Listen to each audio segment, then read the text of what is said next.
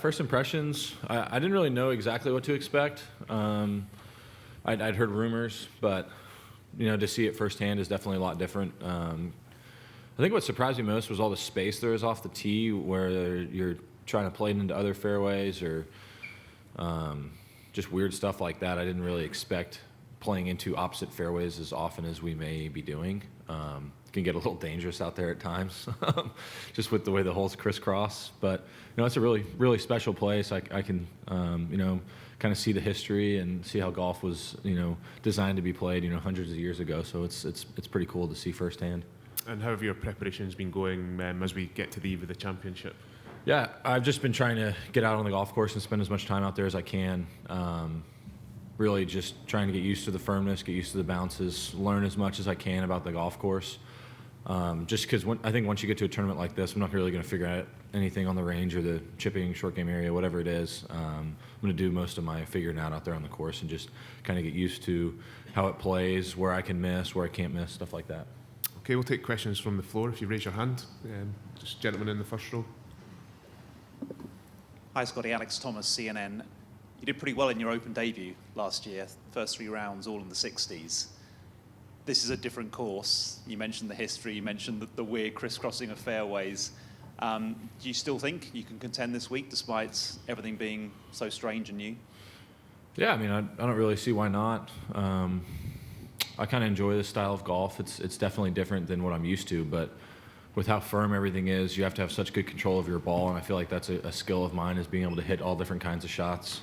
And I really kind of appreciate what you have to do out here, and whether that's running a ball 40 yards up to a green or trying to hit one as high as I've ever hit in my life.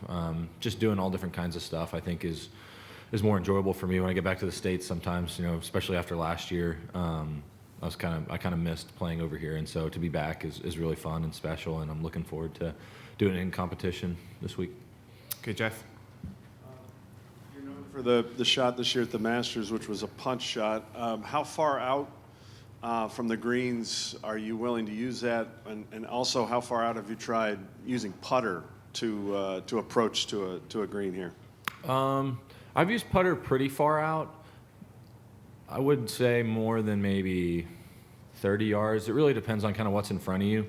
But I've used all the way down to maybe a 6-iron this week for different shots, and that's why I said I've been spending time out on the course, because basically I've just been going out there and Teddy's just been throwing balls around the greens, and I'm just hitting all different kinds of shots. He leaves the bag there for me and play to different pins.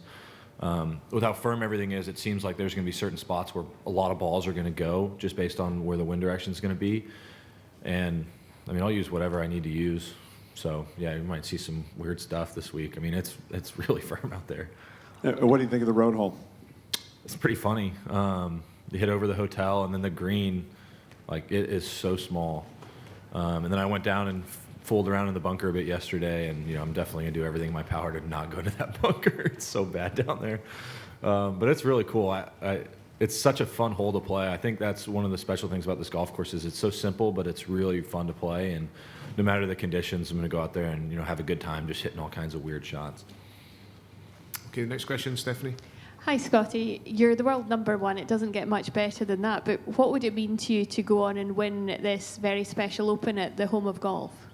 Yeah, I mean, I think it was always a dream of mine just to be able to come here and play this golf course, and so to be able to come and play this golf course in an Open Championship is going to be really special, just with the history and all the stuff I've seen at this golf course, and to be able to have a chance to win on Sunday would be really special as well. And so I'm going to go out there tomorrow and just do my best and put my head down and done what I've done all year and just go out and try and play good golf. Okay, Doug. A couple things, Scottie. This is a course where, depending on the wind, it could be the easiest you play, or as Jack says, the toughest into the wind, short par fours, etc. Why do you think this thing has held up so well over the years?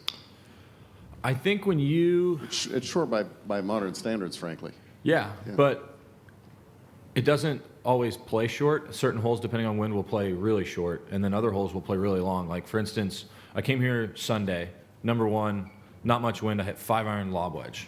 Yesterday, the forecasted winds were like 15 miles an hour, and it was into off the left, and I barely mishit my 3-iron off the tee, and I hit 5-iron into the green. So it's like, okay, you know, that's a 15-mile-an-hour wind. And with how firm everything is, it just changes stuff so much. And then when you get a little bit of wind, all bets are off. And there's little hollows here, there's little bumps, and the greens are not easy, they're huge. And a lot of times where the greens are smaller, you may have bunkers and stuff surrounding them. So let's say I get a flyer and I airmail the green. A lot of times it'll land in a bunker. Here it's going to land 15 yards over the pin and then bound another 40, 50 yards past the pin. And then all of a sudden I have a 65-yard putt. And it's like, what the heck am I going to do now? And so standing the test of time, I think you're going to see this golf course just, if you get a little bit of wind, it just changes so severely. And then secondly, what have you done this week that you've never done before in your life? Give me an example. Preferably on the golf course, but if you want to go beyond that, it's up to you. I'll stick to the golf course for now. I'm trying to think. I would say this is really my first experience with an extremely firm links golf course. I think St. George's last year wasn't as firm as it is now. I think literally some of the fairways are running faster than the greens. And so when we get kind of maybe to 40, 50 yards away from the pin, when I'm using an 8 and 7 iron, I didn't use that last year. Last year it didn't really suit as much as it does now. So depending on what slopes and mounds I want to use, I'm doing various different things. Like number 9, it's so flat and it's so firm. If you're short of the green and the pin's in the back, you have like a 50-yard shot, and I'm using an 8 iron just so I can carry it 10 yards and roll it 40. And last year I may be using a 50 just because it was softer, but since it's so firm this year, you got to get the ball on the ground so it will stop. And in the States, you're trying to create spin so the ball will stop because the greens are so fast. Here it's the opposite. They're firm and slow. Okay, Dan on the far right. Your rise to world number 1 was so fast and you were playing so much that you told us that nothing really changed. But now you've been on top for basically the whole summer. How are you adjusting to it, and how is the view from the top? I mean, I guess it's good. I guess, you know, I am number 1 in the rankings. I'm not sure if I'm necessarily perceived that way by, you know, y'all or whoever it is, but that's not stuff that, you know, I really ever think about. For me, I'm just trying to go out and play good golf, and so it's definitely different. I was talking to my wife a bit at the beginning of this week. It's definitely different when I go out and play practice rounds and there's more people around, and then I'm coming in here and doing this stuff. And, you know, 6 months ago, I definitely wasn't asked to come in the press room very often unless I was winning. So there's definitely a bit more activity going on at tournaments, and that's something I'm going to learn how to navigate. And I'm, you know, kind of learning on the go right now. And, you know, I sit back this off season, I'll assess, you know, kind of how much I play and stuff like that, just because it takes more energy now to show up to an event than it did before. Before I could come out here and not really have to do anything. I could just show up and play and be done. And, you know, now things are a little bit different, but, you know, it's a fun different. You know, it's fun to be able to come in here. It's fun to be able to interact with fans during my practice rounds when things are a little bit lighter, because when you get in the heat of competition, it's a bit different. So practice rounds, you know, having some people around and getting to have some fun, it's definitely been a good time, but, you know, it's something I'll assess at the end of this year. And then you mentioned having some crazy long putts out here. Do you have any sort of methodology for that, or is it just sort of see and feel and try? I think most of it is see, feel, and try, and then you kind of get adjusted. Most of that's just because of the green speeds. So when we see browned out greens like they are now in the States, they're usually running like a 13 or 14, and here they're a 10.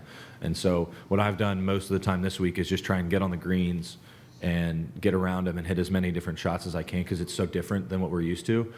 And at the beginning of the week, I was kind of still popping the ball in my stroke, like they were smaller. Like, so at home, if I take it back this far to hit a putt, here I have to take it back this far, so my rhythm's still the same. And at the beginning of the week, I was still only taking it back that little bit, and I was kind of hitting it instead of rolling it. And so basically what I did was just try and get out there and get adjusted, and just kind of get my mind in tune to the slower green speeds. Okay, Fatia at the front right there. Scott, you are number 1 in the world. It takes work, hard work and dedication. Could you a little bit explain to us what is the recipe to get there and to stay there? Well, the recipe to stay there, I'm trying to figure out. But I guess getting there, yeah, a lot of hard work. And some guys do it different ways. You know, I'm someone that when I show up to an event, I want to feel like I've done everything I can to prepare for that tournament. And so when I teed up on the first tee, it's like, hey, I'm here. I did everything I could, and I'm just going to go try and do my best. And the rest really isn't up to me. Some guys have different approaches. That's always been my approach. And I've always enjoyed practicing And so for me, being able to work hard, whether it's in the gym or on the golf course, has always been enjoyable. You know, one of my favorite things at home is going out to practice when nobody's around.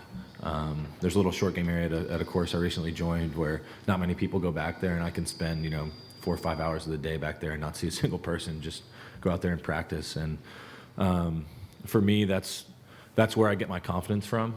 And so working hard is something when, like I said, when I show up to the tournament, it's like I've done what I could, and I'm just going to go try and do my best. Okay, question from the far right. Scottie, you mentioned potentially going down other fairways to play your approach shots. Can you detail where you're thinking of doing that and why you think that might be the best strategy for you? Well, the first one I'm thinking of is 13. Still haven't figured it out yet, full disclosure. But a lot of it just depends on wind direction. So, for instance, on 13, since it's so firm, and if the wind's blowing 20 off the right, a lot of these bunkers are bowls. And so when it's blowing that hard, you have to slice it against the wind and hit it low in order for that ball not to curve back to the left when the wind's blowing this way. And so when you're standing there on that tee box, if I can just hit it over those bunkers and take them out of play, because the bunkers are, it's a stroke penalty, pretty much everyone. And so if I can take that out of play and maybe hit it in the rough where it's only maybe a quarter shot or a half shot penalty, that may be the best strategy. And whether that means hitting it up the left side where it's maybe 4 fairway, and then hitting up the right side, which would be 13 fairway, or maybe it's 6. I think it's 6, yeah. Because it's 13, 5 green, 6 fairway, okay. And so that's the hole where I'm going to get on the tee box tomorrow, and I'm going to try and figure it out before based on the wind direction. But still, we stood there in the fairway yesterday for 5 minutes talking to Teddy, and I'm like, dude, still don't know a good solution. But the one we came up with yesterday was basically just going to try and hit it in the rough, we think. And that's because with the way the wind is, if you're going to try and take the bunkers out of play, there's not much more you can do other than just almost intentionally hit the ball in the rough, because the fairways are rolling faster than the greens, literally. Okay, next question, Juan. So, Scottie, in connection to what you were saying, I was talking to the caddies this week, and they are a little afraid of how tough it's going to be to call the shots. No? So, what is the dynamic with that? Will you blame? You share the blame? Will you blame him? Or? I blame him for everything that goes wrong out there.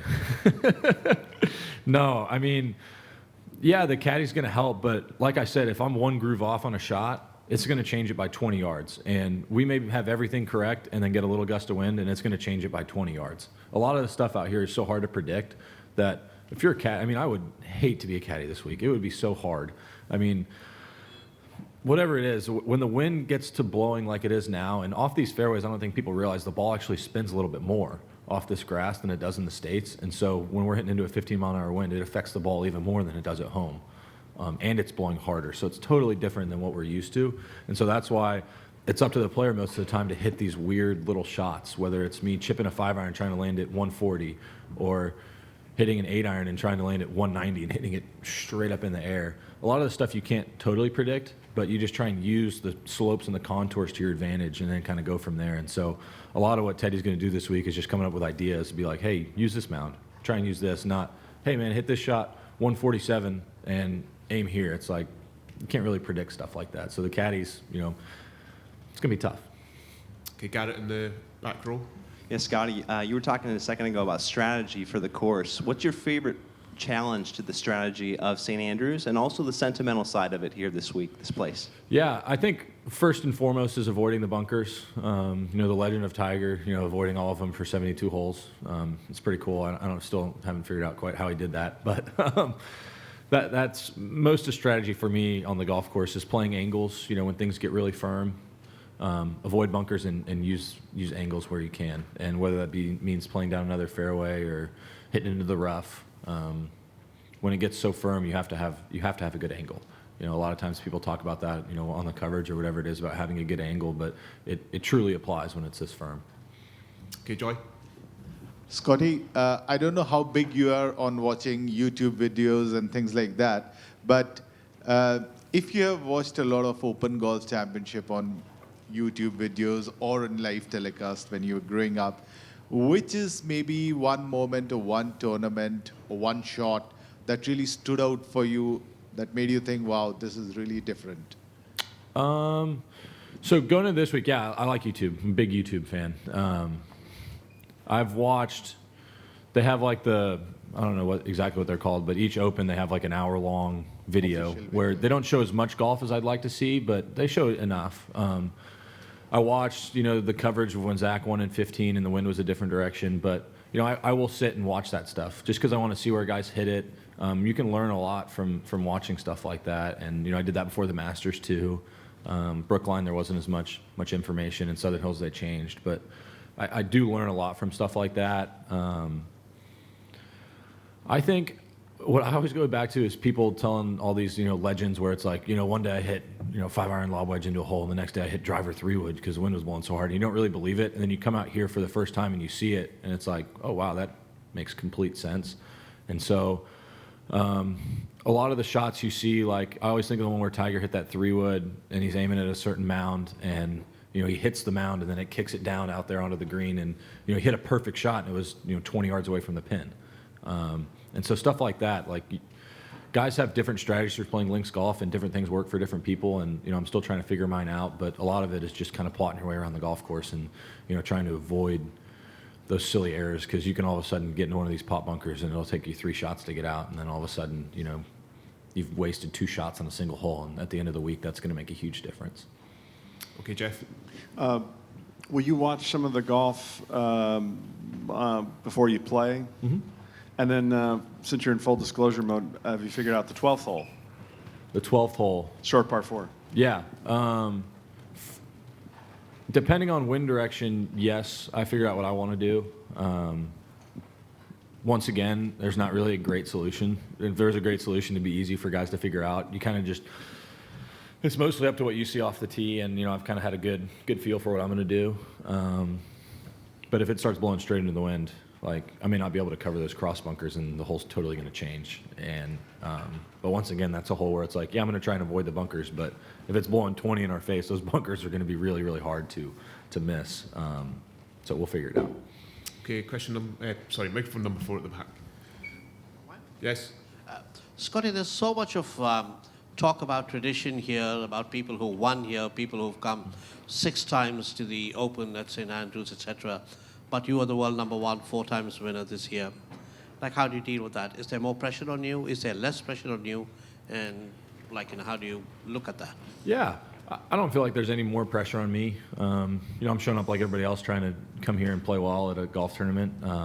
Being the home of golf and the Open Championship definitely amplifies things a little bit, and that's across the board. But I don't think it matters if I'm number 1 in the world or number 50 in the world. I'm going to want to win this tournament as bad or more than anybody out here. And so for me, trying to take that pressure off of myself and then just going out and trying to do my best. And so, when I talked a little bit before, it's like I've prepared this week. I've gone out on the golf course. I've hit all the shots at home. I've prepared. I've practiced, and I've done what I can to play well. And when I show up on the first tee, I'm going to be comfortable knowing that I did everything I could to play well, and I'm going to go out there and just try and do my best. Okay, we'll take the final 3 questions in the room. We'll start with microphone number 1 to the right. Scottie, you were saying, well, you suggested earlier that you're not necessarily perceived as number 1. Could you expand on what you mean by that? I don't feel like there's any extra attention on me. There's not, I would say, I haven't read much, but I would assume not everybody's picking me to win this week. Just stuff like that. I mean, I don't think I was the favorite maybe going into the Masters. I'm not sure if I've been the favorite really going into any tournaments. That may not be the true perception. That's just mine, but I don't read a ton of stuff. So for me, I don't really feel like whatever being number 1 would be, Is that something you actually quite enjoy, or do you sort of foster a siege mentality with something like that? I mean, do you use that to your advantage? It's funny. Sometimes stuff will tick me off. Other times it won't. Stuff like that doesn't really matter to me. I'm extremely competitive just in nature. That's how I am. That's how I've always been. Whether we're playing board games or pickup basketball or table tennis or whatever it is, I'm going full throttle. And then when the game ends, we're friends. We're friends during the game too. But it's not going to ruin my afternoon if I don't win a pickup basketball game. I've learned that over time. When I was a kid, that may not have been the case. But when I show up at a tournament, I'm as fired up as anybody to go out there and play. So I don't think I need any extra motivation or anything like that. Okay, the question down in the front right. Scottie, I was wondering whether you were encouraged by the fact that many of the champions here at St Andrews have also done quite well at Augusta, actually. You think of Nicholas, Tiger, Faldo, Zach Johnson was the last winner here. Yeah, that's actually a good point. I didn't think about that before. Those guys also won a ton of golf tournaments a lot of places. And so I think that's what's cool about some of these golf courses is you see great players win on them. And, you know, when you see guys like Nicholas and Tiger winning at a certain golf course, you know that golf course is going to reward really, really good golf shots. And I think that's something that you see when it gets really firm like this. When you hit a really well-struck golf shot and you know where the wind is going to be, you're going to be extremely rewarded for that golf shot. And so for us as players, when you come out here and you know you're going to get rewarded for playing well and punished for playing bad, I think that's what makes a golf course like this so special. Okay, final question from Doug. How come you don't read more? Well, just because I don't read what you guys write doesn't mean I don't read. I know that. I know that. College graduate, I know. No, I Grad mean, school. for me, staying off of social media, staying off of what you guys write, and I'm not saying you will write bad stuff about me or whoever it is, but your job is to write stories and be critical. I mean, that's something that you have to do. And so for me, having any extra noise inside my head, whether it be from people on social media saying, oh, you know, maybe his swing stinks or I don't know, whatever it is, like, I don't even know because I don't read it. And so for me, there's no point to it because I'm either going to get too high or too low. Like if I get on social media and all you guys, or if I start reading articles and everybody's like, hey man, Scottie's the guy to beat this week. You know, he's playing great golf. You know, even though I missed the cut last week, like, you know, #1 in the world, yada, yada, yada. I'm going to show up here and be like, oh yeah, I'm the guy. Like nobody's going to beat me this week. And that's not what got me to where I am. What got me to where I am now was hard work and being prepared. And so for me, just staying away from all that stuff and showing up and doing my thing is what's always worked best. And so keeping the noise out is optimal. I guess why I ask is it always been that way for you? Was it like that when you were at Texas? Was it like that when you first got your card in terms of trying to stay away from what others are saying or thinking about you? Yeah, I think that's something I've learned over time. I think it's more of a curiosity at first. It's like, oh, I wonder what people think of me. And then as time goes on, you realize that it doesn't really matter as much as you think it does. Perception's what it is. And I've tried to keep my circle small with the people I trust. And those are the opinions that I value the most. And so, you know, even though we're friends, you know, you don't know me as well as my best friends know me. And so you guys in the media, you know, may have a perception of me, and I'm hoping that it's good. You know, I don't want to be perceived poorly, but at the end of the day, if I am, and, you know, my closest friends and, you know, my parents and my wife, you know, still love me and care for me and believe that I'm, you know, at least a decent guy, you know, and that I'm doing things right. Those are the opinions that I value the most. And, you know, I've been fortunate to have people in my life that will call me out when I'm not doing the right thing. And, you know, Meredith's definitely one of those people. And, you know, my parents are those people. My friends are those people. You know, my coach Randy's one of those people. And so, you know, I've been able to lean on those guys for a long time now and, you know, trust them. And when I'm doing the right thing, they'll let me know. And when I'm doing the wrong thing, they'll let me know. And those are the opinions that I value the most. And, you know, if people believe that I'm a great golfer at the end of my career, yeah, it'll be nice. But at the end of the day, that's not, you know, what I'm going to rest my head on. Thank you. Okay, everyone, we'll bring things to a close there. Scottie, thank you for your time this morning. Thanks. And best of luck this week. Appreciate it.